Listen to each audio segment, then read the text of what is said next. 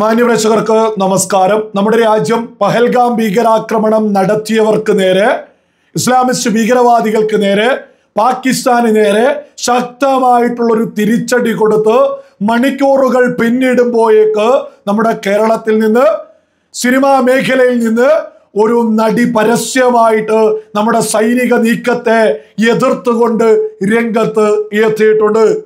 ആമിന നിജാം എന്ന മമ്മൂട്ടി നായകനായിട്ടുള്ള ടർബോ സിനിമയിൽ ഉൾപ്പെടെ അഭിനയിച്ചിട്ടുള്ള ഈ ആമിന നിജാമാണ് ഒരു സ്റ്റോറിയിലൂടെ പരസ്യമായിട്ട് വിളിച്ചു പറയുന്നത് നമ്മുടെ രാജ്യത്തിന്റെ സൈനിക നീക്കത്തെ പോലും അപമാനിച്ചുകൊണ്ട് അവര് മുന്നോട്ട് വെച്ചിട്ടുള്ളതാണ് ഞാനിവിടെ കൊടുത്തിട്ടുള്ളത്. ഞാൻ അതിന്റെ പരിഭാഷ ഒന്ന് വായിച്ചു കേൾപ്പിക്കാം. അതെ, നിരവധി ചോദ്യങ്ങൾക്ക് ഇപ്പോഴും ഉത്തരം ലഭിക്കാത്തപ്പോഴും രാജ്യത്തിന്റെ സാമ്പത്തിക സ്ഥിതി ഏറ്റവും മോശമായിരിക്കുമ്പോഴും നമ്മുടെ രാജ്യം കൊലപാതകം ഒരു പരിഹാരമായി കണ്ടെത്തിയതിൽ എനിക്ക് ലജ്ജ തോന്നുന്നു. യുദ്ധവും കൊലപാതകവും സമാധാനം കൊണ്ടുവരുന്നില്ല എന്നത് ഓർക്കുക. ഞാൻ അതിനെ പിന്തുണയ്ക്കുന്നില്ല. പഹൽഗാം ആക്രമണത്തിന് പ്രതികാരം ചെയ്യാൻ ശ്രമിച്ചു എന്ന് കരുതുന്ന ആളുകളെ കൃത്രിമമായി സൃഷ്ടിച്ചിരിക്കുന്നു. നമ്മൾ കടന്നു പോകുന്നത് ഒരു യുദ്ധത്തിലൂടെയാണ്. നഷ്ടം സാധാരണക്കാർക്ക് മാത്രമാണ്. ഞാൻ ജനങ്ങളുടെ ക്ഷേമത്തിനായി ചിന്തിക്കുന്ന ഒരു ഇന്ത്യക്കാരിയാണ്. ഈഗോക്ക് മുറിവേൽക്കുമ്പോൾ മാത്രം സംസാരിക്കുന്ന ആളല്ല. പറയാനുള്ളതൊക്കെ പറഞ്ഞിട്ട് കുറച്ച് താഴേക്ക് വന്നിട്ട് ഞാൻ ഇന്ത്യക്കാരിയാണ് എന്ന് എഴുതി വെച്ചതിൽ ഒരു കാര്യം മനസ്സിലായി. ഇന്ത്യക്കാരി തന്നെയാണ് എന്നുള്ളത് എന്തൊരു അവസ്ഥയാ. മലയാള സിനിമയിലെ ഒരു നടിയാണ് ഈ ആമിന നിജാം എന്ന് പറയുന്നത്.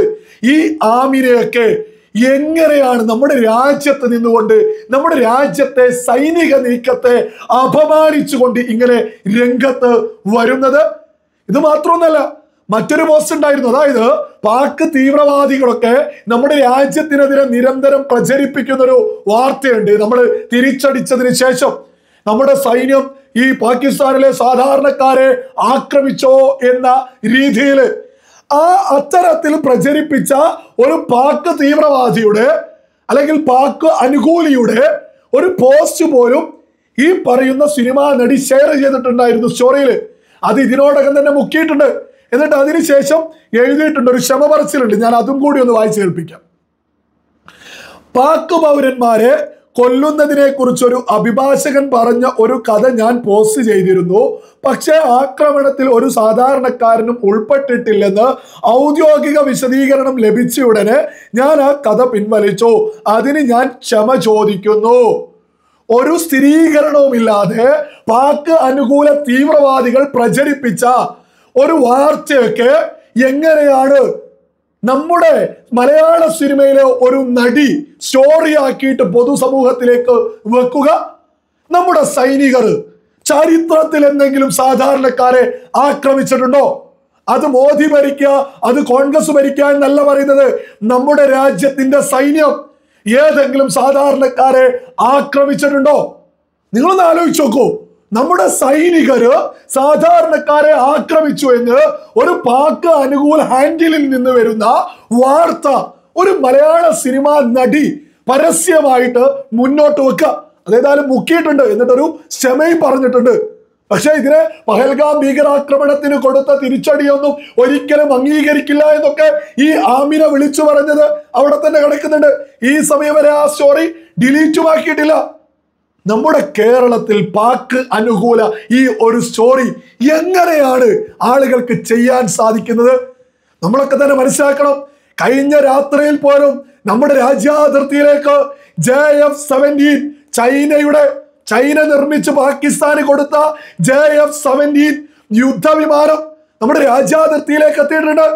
അത് നമ്മുടെ ആകാശ് മിസൈലുകൾ തകർത്ത് തരിപ്പണാക്കിയ നമ്മുടെ രാജ്യം ഒരു യുദ്ധ തിരിച്ചടിയില്, ഒരു യുദ്ധ സമാനമായിട്ട് നമ്മുടെ രാജ്യം ഒരു തിരിച്ചടിക്ക് ഒരുങ്ങിയിട്ടുള്ള ഈ ഒരു സന്ദർഭത്തിലാണ് ഒരു ഉളുപ്പുമില്ലാതെ മലയാള സിനിമാ മേഖലയിൽ നിന്ന് ഒരു വ്യക്തി വന്നുകൊണ്ട് തോന്നിയത് വിളിച്ചു പറയുന്നത്.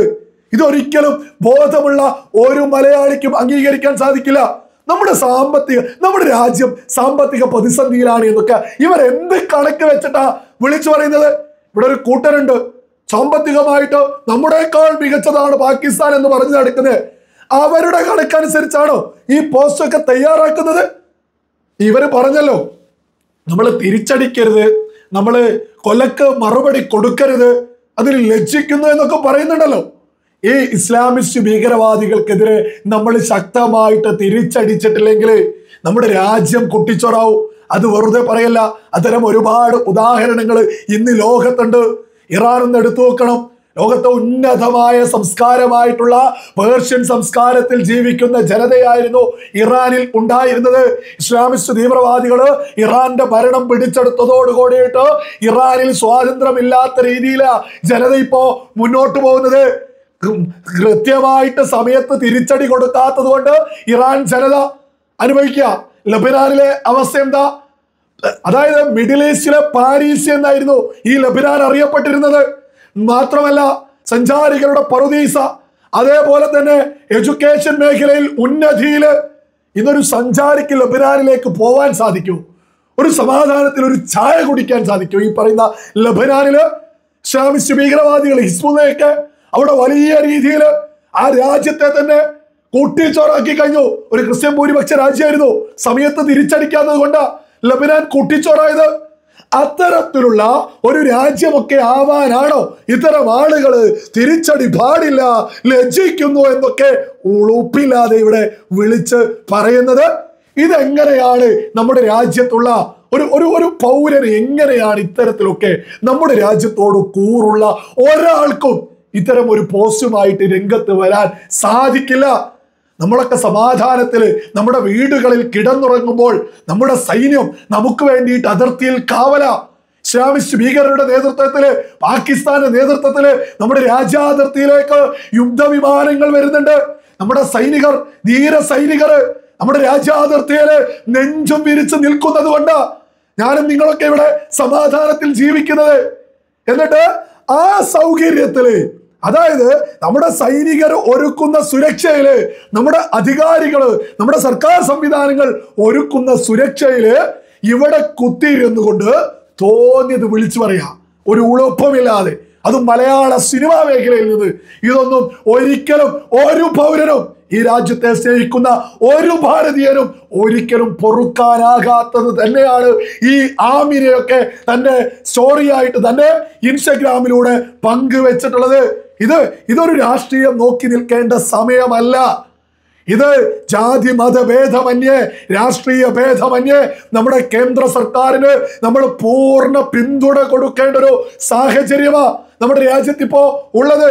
നമ്മുടെ രാജ്യത്തിന്റെ ഔദ്യോഗിക പോസ്റ്റുകളല്ലാതെ യുദ്ധവുമായി ബന്ധപ്പെട്ട് ഒരു തരത്തിലുള്ള ഷെയറുകളും ഒരു തരത്തിലുള്ള ഒരു വാർത്തയും കൊടുക്കരുത് എന്ന് നമ്മുടെ രാജ്യം ഔദ്യോഗികമായിട്ട് പ്രഖ്യാപിച്ചതിന് ശേഷവും ഒരു സിനിമാ നടി പാക് അനുകൂല ഹാൻഡിലുകളിൽ നിന്ന് വന്ന വാർത്ത പ്രചരിപ്പിച്ചതിന് വലിയ ദുരൂഹതകളുണ്ട് എന്ന് തന്നെയാ ബോധമുള്ള സകല ആളുകളും തിരിച്ചറിയേണ്ടത്.